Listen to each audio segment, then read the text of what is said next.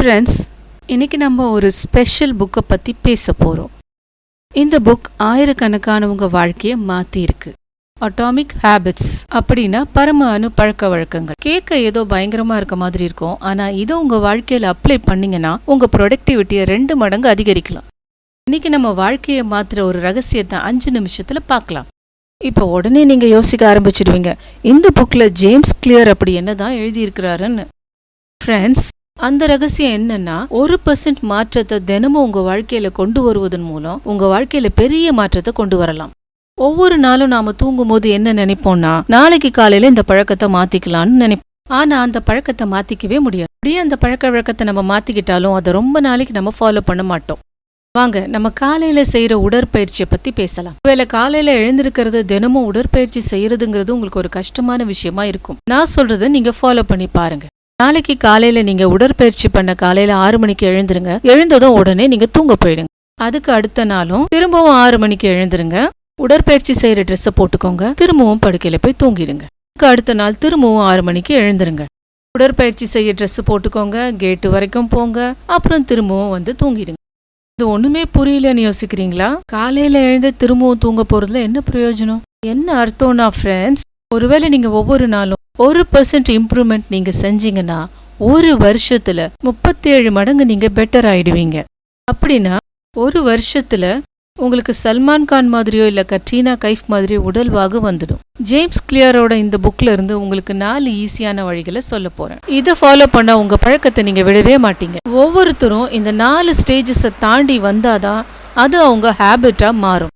அடையாளம், லட்சியம், செயல்முறை, பரிசு. உடற்பயிற்சி செய்யற பழக்கத்தை கொண்டு வர்றதுக்கு இந்த 4 ஸ்டேஜஸை நாம புரிஞ்சுக்கணும். உங்களுக்கு நீங்களே சில அடையாளங்களை வச்சுக்கணும்.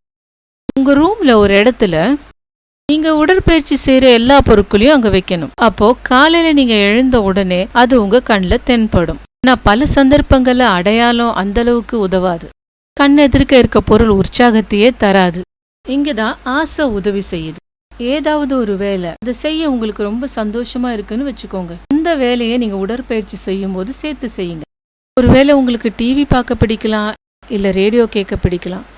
அந்த வேலையை நீங்க உடற்பயிற்சி செய்யும் பொழுதே சேர்த்தே செய்யுங்க. உடற்பயிற்சி செய்யறதே கஷ்டங்கிறப்ப அடுத்த பிரச்சனை வரும். இங்கதான் செயல்முறை உதவிக்கு வரும். ஒருவேளை உங்க உடம்பு வலிக்கலாம், இல்ல காலையில எழுந்திருக்கிறது ரொம்ப கஷ்டமா இருக்கலாம். அந்த மாதிரி சமயத்துல நீங்க இதை செய்யலாம். காலையில எழுந்து நான் ஒர்க் அவுட் பண்ணுவேன், அதுக்கப்புறம் நான் தூங்க போயிடுவேன்னு உங்களுக்கு நீங்களே முடிவு பண்ணி 5 நிமிஷங்கிறது அந்த அளவுக்கு ஒன்றும் பெரிய விஷயம் இல்லைன்றதுனால யாராலையும் இதை மறுக்கவும் முடியாது. நீங்க மட்டும் இல்லை, யாரா இருந்தாலும் படுக்கையிலிருந்து எழுந்து 5 நிமிஷம் நீங்க ஒர்க் அவுட் பண்ணிட்டீங்கன்னா இன்னும் கொஞ்சம் ஏன் பண்ணக்கூடாதுன்னு உங்களுக்கு தோணும். நாள் ஆக ஆக உங்களுக்கே தெரியாம 30 நிமிஷம் வரைக்கும் நீங்க உடற்பயிற்சி செஞ்சிருப்பீங்க. கடைசியா இன்னொரு விஷயம் இருக்கு, அதுதான் பரிசு. பல முறை முயற்சி செஞ்சு செஞ்சு நிறைய பேர் கடைசியில சோர்வடைஞ்சு போயிடுவாங்க. அவங்களுக்கு ஒரு மோட்டிவேஷனே இருக்காது. மக்கள் எப்பவுமே ஷார்ட் டேர்ம் லாபத்து மேலதான் கவனம் வைப்பாங்க. கடைசியில அவங்க லட்சியத்தையே மறந்துடுவாங்க. ஒரு நல்ல பழக்கத்தை தொடர்ந்து தக்க வச்சுக்க முடியாம போறதுக்கு இதுதான் காரணம். அப்பப்போ உங்களுக்குன்னு சின்ன சின்ன பரிசுகளை கொடுத்துக்கிட்டே இருங்க.